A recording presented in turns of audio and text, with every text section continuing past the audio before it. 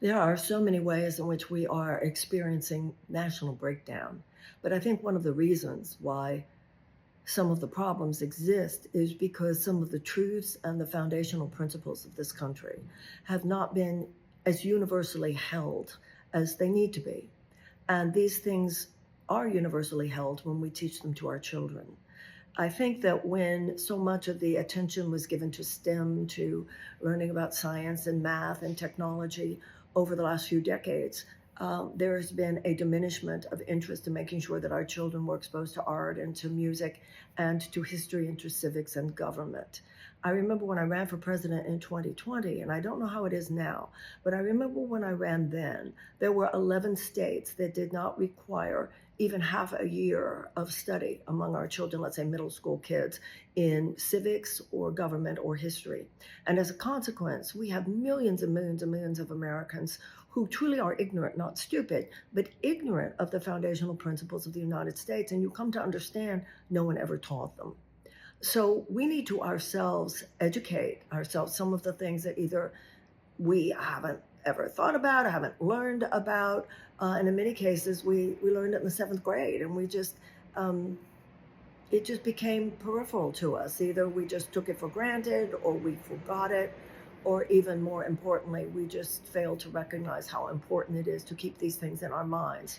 You know, John Adams, the second president of the United States, said that he hoped that every July 4th, we would revisit America's first principles. Our first principles, the Declaration of Independence, the Bill of Rights, all of these things are America's vision statement. They are our mission statement. And as the Bible says, where there is no vision, the people perish.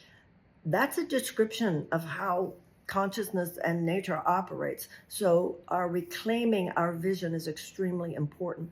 One of the reasons we are so vulnerable to people who are seeking to completely skew that vision, change that vision, and pervert the vision of the founders and the original intention, have the power that they have, because we ourselves are not claiming those foundational principles the way we ought to. One that I want to speak about now is freedom of religion, First Amendment stuff here.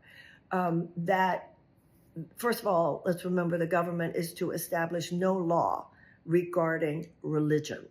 And there is a double meaning to religious freedom in the United States, and both aspects are extremely important.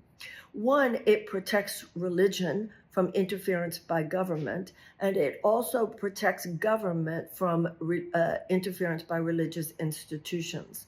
It means that you will not have, in the United States Congress, for instance, you will not have the doors open, all of a sudden the priest, the mufti, the rabbi, or anybody representing any religion, any minister is not going to come in. Let's say like in a nation like Iran, where the religious leader is the ultimate authority.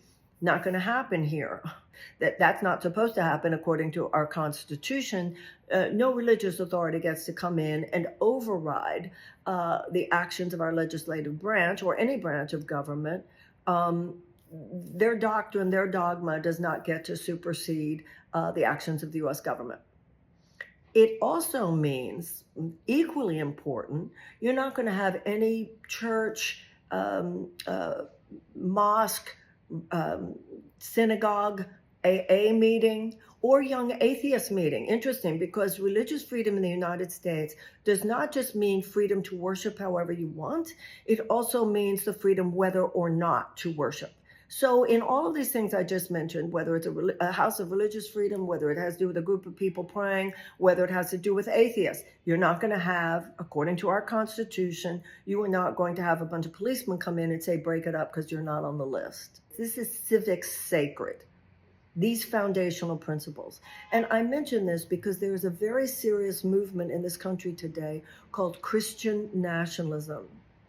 Now let's remember the president at the time that Musk is going around cutting these agencies. The president has formed a new Department of Faith, the White House Office of Faith, and it is led by a woman named Paula White. And let's remember, by the way, Paula White said to say no to Trump is to say no to God.